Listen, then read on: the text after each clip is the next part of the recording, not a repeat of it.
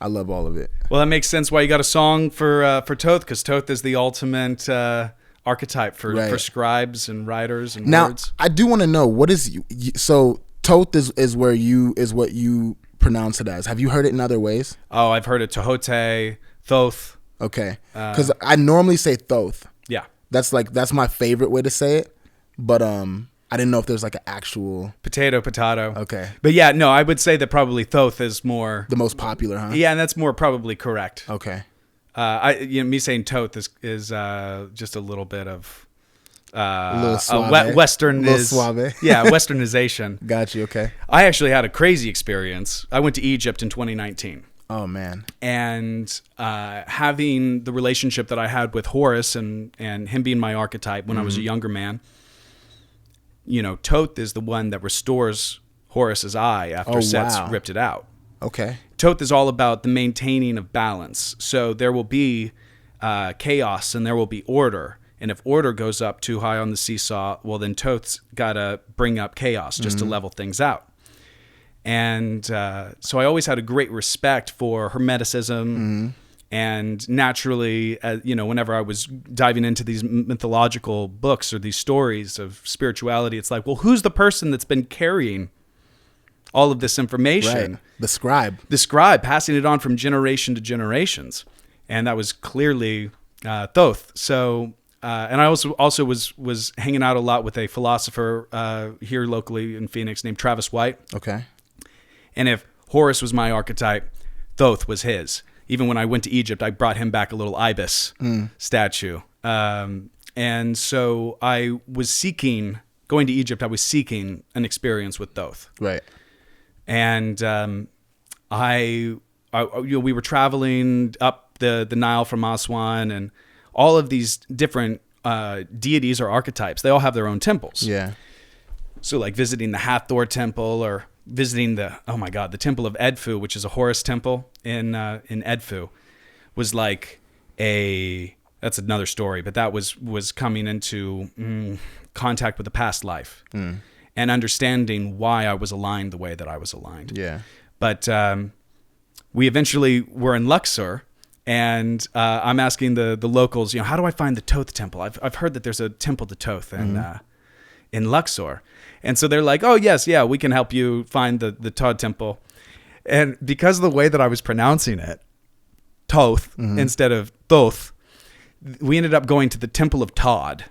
Oh, wow. And Thoth, it was just like, it was a beautiful, beautiful temple, don't get me wrong, but it wasn't what Todd sounds like some European dude. I know, Todd. It was like it was actually a pretty cool temple where they had built it out as a water port, and then this sail barge for the pharaoh would come up. So it was interesting in its own way. Of course, all that's dried up now.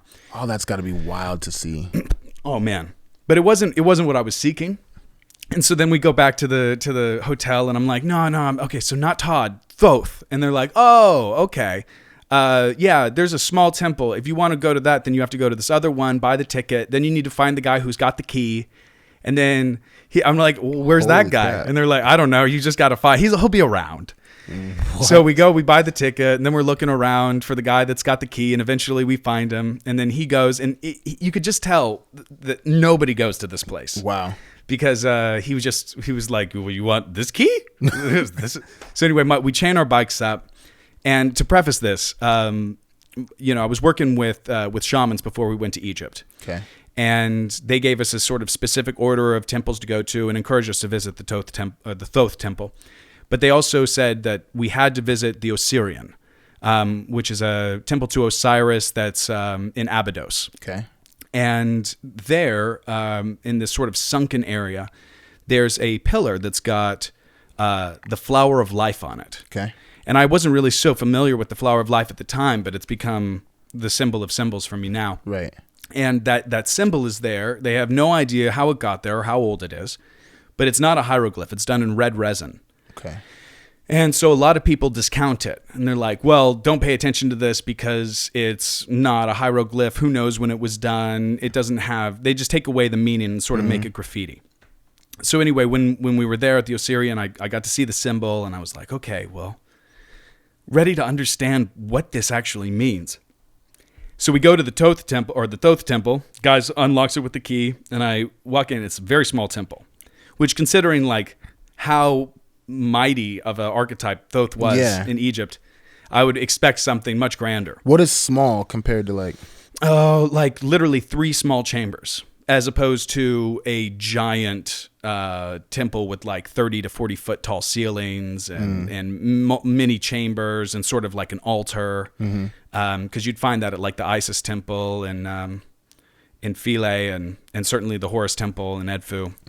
They all had different sort of natures. They had different purposes. But this one, we walk in the first room, there's nothing. Just an empty sort of sandstone chamber. Go into the second one, and it's all the hieroglyphs are done in red resin. Okay. And then in the third one, it's actual hieroglyphs that have been carved. And so I go back into the second room, and after meditating a little bit, I'm like, this red resin looks exactly like the red resin. Why is that other red resin all? Why did they discount that if this is here and this is clearly built during the right age?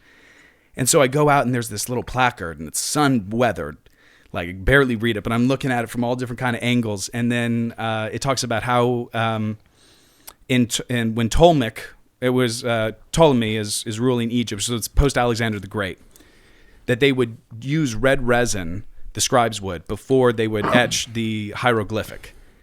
And it was just this whole miraculous like aha moment of like, oh, well, I'm not going to discount that because it's drawn in red resin. Red resin was the precursor to something being etched. Wow.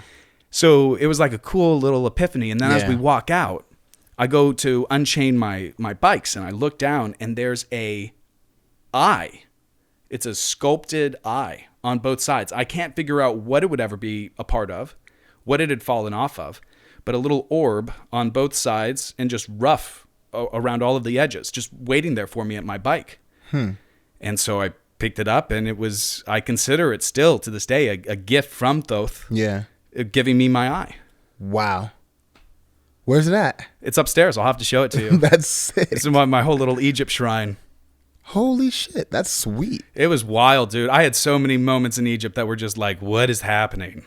Damn, that sounds awesome. But when you go out with an intention and then the universe talks back. Yeah. No, facts.